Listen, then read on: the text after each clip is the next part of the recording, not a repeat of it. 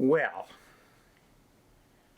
I mentioned just the other day on my main channel that I took the Brightline train, and I took it the first time from the Celebrity Ascent. I jumped off, I grabbed myself a taxi, and I took the taxi to the Brightline station in Fort Lauderdale.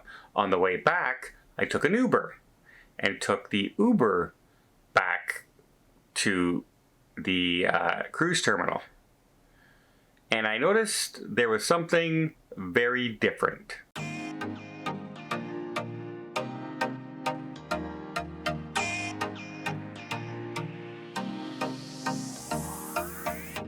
So I did jump on a taxi when I got off the Celebrity Ascent as I was heading down from my Universal trip.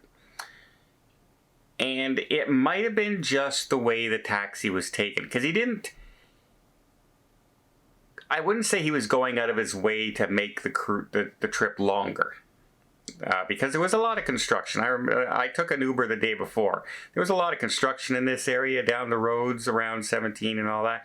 There were a lot of constructions going on. But he drove up to one of the main highways, took the main highway across, and then came back down to get to the Brightline station.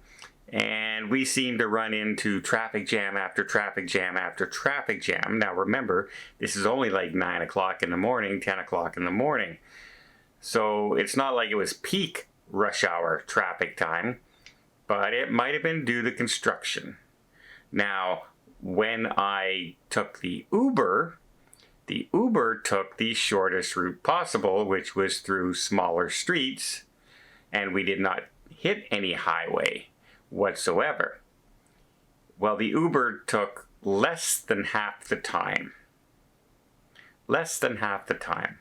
Now, like I said, I don't necessarily think that the taxi driver was trying to extend the time. I think he thought the highway would be much, much faster, because I was in an Uber the day before on the road he would have took, and it was lined up back, really, really long. And I think he honestly thought that the other road was going to be much faster. But it wasn't. And when you're in a taxi, you're paying by the kilometer and the mile, right? You don't get a set fee unless you're in like airport to hotel, airport to downtown is sometimes a set fee where you're going. But this wasn't either of those. There was no set fee to the train station.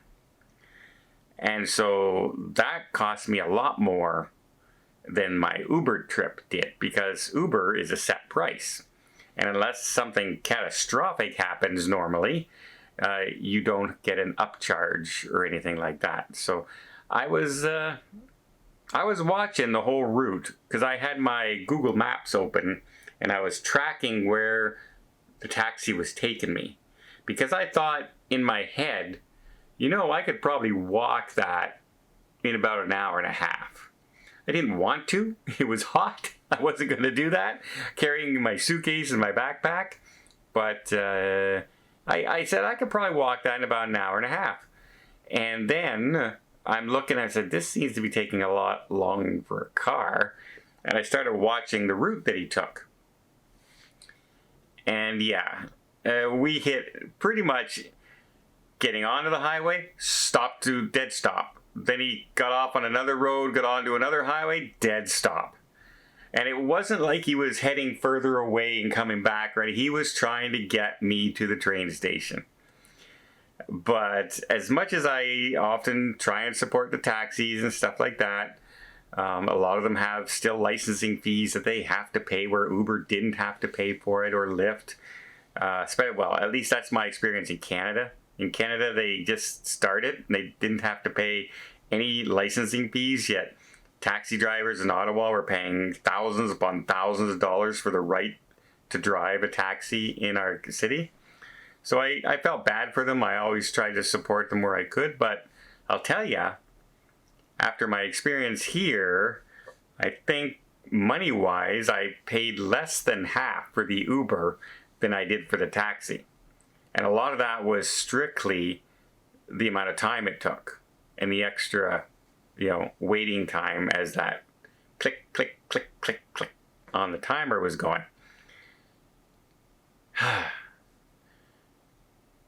Or was he just trying to extend the time? I don't think he was.